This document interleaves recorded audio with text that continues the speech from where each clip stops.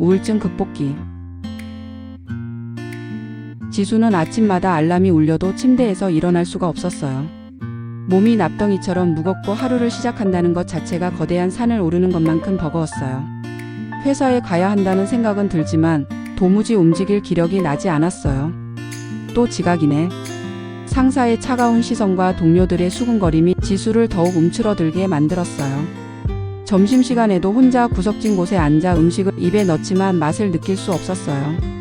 모든 것이 무의미하고 삶이 흑백 영화처럼 색깔을 잃어버린 것 같았어요. 집에 돌아와서도 마찬가지였어요. 좋아하던 드라마도 게임도 심지어 친구들과의 연락조차 모든 것이 귀찮고 피곤했어요. 침대에 누워 천장만 바라보며 시간을 보내는 것이 일상이 되었어요. 나는 왜 이렇게 쓸모없는 사람이 됐지? 자책의 목소리가 머릿속에서 끊임없이 맴돌았어요. 어느 날 평소보다 더 심하게 무기력해진 지수를 걱정한 어머니가 조심스럽게 말을 꺼냈어요. 지수야, 병원에 한번 가보는 게 어떨까? 몸이 아픈 것처럼 마음도 아플 수 있는 거잖아. 처음에는 거부감이 들었어요. 정신과라는 곳에 가는 것이 마치 자신이 정말로 이상한 사람이 되는 것처럼 느껴졌어요. 하지만 이대로는 더 이상 버틸 수 없다는 것을 스스로도 알고 있었어요. 첫 병원 방문은 긴장의 연속이었어요. 하지만 의사 선생님은 생각보다 따뜻하고 이해심이 많았어요. 지수 씨가 지금까지 많이 힘드셨을 것 같아요. 우울증은 감기처럼 흔한 질병이에요. 부끄러워할 필요도 혼자 견뎌야 할 이유도 없어요. 진단명은 주요 우울 장애였어요. 무서운 이름이었지만 동시에 자신의 상태에 이름이 붙여지니 오히려 안도감이 들었어요. 이유 없이 힘든 게 아니라 치료할 수 있는 병이라는 것을 알게 된 거니까요. 약물 치료와 함께 상담 치료가 시작됐어요. 항우울제를 복용하기 시작한 지 몇 주 후 조금씩 변화가 느껴졌어요. 아침에 일어나는 것이 전보다는 덜 힘들어졌고 음식의 맛도 조금씩 되돌아왔어요. 상담실에서는 지수가 그동안 혼자 감춰왔던 이야기들을 털어놓을 수 있었어요.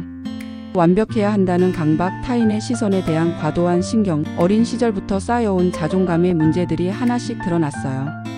우울증은 단순히 기분이 나쁜 게 아니에요. 뇌의 신경 전달 물질 불균형으로 생기는 질병이에요. 지수 씨 잘못이 아니에요.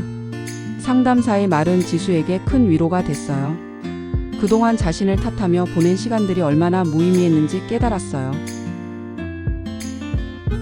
치료 3개월째 지수는 작은 목표들을 세우기 시작했어요. 하루에 10분씩 산책하기, 일주일에 한 번 친구와 전화하기, 좋아하는 음악 한 곡씩 듣기. 거창한 목표가 아닌 작고 실현 가능한 것들이었어요. 처음에는 이런 작은 일들조차 어려웠어요. 하지만 상담사는 말했어요. 완벽하게 하려고 하지 마세요. 10분 산책 계획이 5분밖에 안 되어도 전화를 길게 하지 못해도 괜찮아요.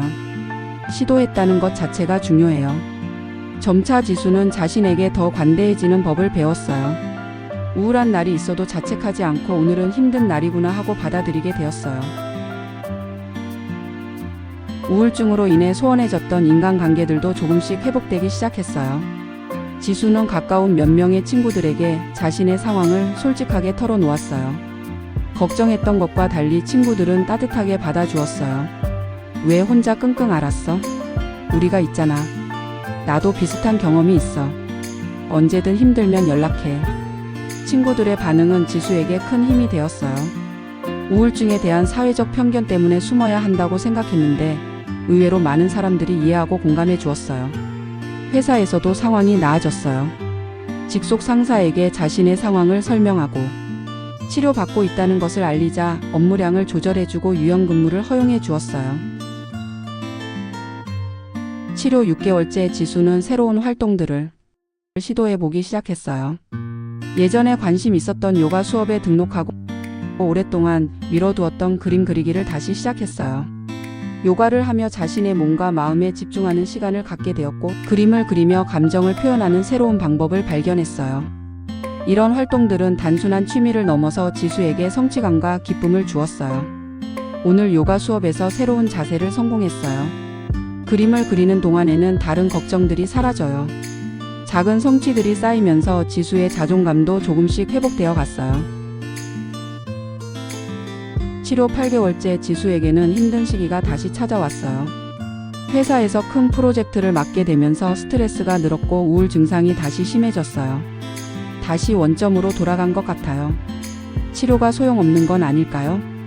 하지만 상담사는 이것이 회복 과정의 자연스러운 일부라고 설명했어요. 우울증 치료는 직선적인 상승이 아니에요. 파도처럼 오르락 내리락 하면서 전체적으로는 좋아지는 거예요. 지수 씨는 분명히 8개월 전보다 많이 나아졌어요. 실제로 이번에는 예전처럼 완전히 무너지지 않았어요. 힘들다고 느끼자마자 도움을 요청했고 자신을 돌보는 방법들을 실천했어요.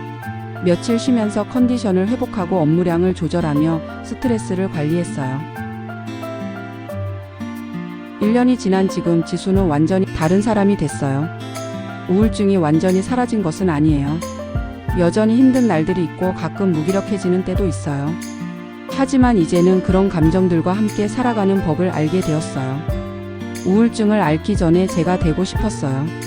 하지만 지금은 이 경험을 통해 더 성장한 저 자신을 받아들이게 되었어요. 지수는 자신의 감정을 더 잘 인식하고 표현할 수 있게 됐어요. 완벽하지 않은 자신을 받아들이고 도움이 필요할 때 주저하지 않고 요청하는 법도 배웠어요. 무엇보다 자신에게 더 친절해졌어요. 지수는 이제 비슷한 어려움을 겪고 있는 사람들에게 작은 도움이 되고자 해요. 온라인 커뮤니티에서 자신의 경험을 나누고 치료를 망설이고 있는 사람들에게 용기를 주고 있어요. 우울증은 부끄러운 게 아니에요. 치료받는 것도 당연한 권리예요. 혼자가 아니라는 것을 꼭 기억해 주세요. 지수의 이야기는 많은 사람들에게 희망을 주었어요. 어둠 속에서 길을 잃은 사람들에게 작은 등불이 되어주고 있어요. 우울증 치료는 끝이 정해진 여행이 아니에요.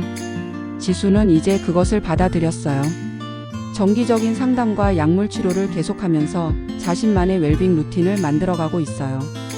매일 아침 감사 일기를 쓰고 주말에는 자연 속에서 시간을 보내요. 힘든 일이 생기면 믿을 만한 사람들과 이야기를 나누고 전문가의 도움을 받는 것을 주저하지 않아요. 완전한 치유라는 것은 없을지도 모르겠어요. 하지만 매일 조금씩 나아지는 것, 그것만으로도 충분히 의미 있는 것 같아요. 지수는 이제 아침 햇살을 보며 미소를 지을 수 있어요. 어제보다 오늘이, 오늘보다 내일이 조금씩 더 밝아질 것이라는 희망을 품으면서 우울증이라는 긴 터널을 지나온 지수의 이야기는 여전히 진행 중이에요.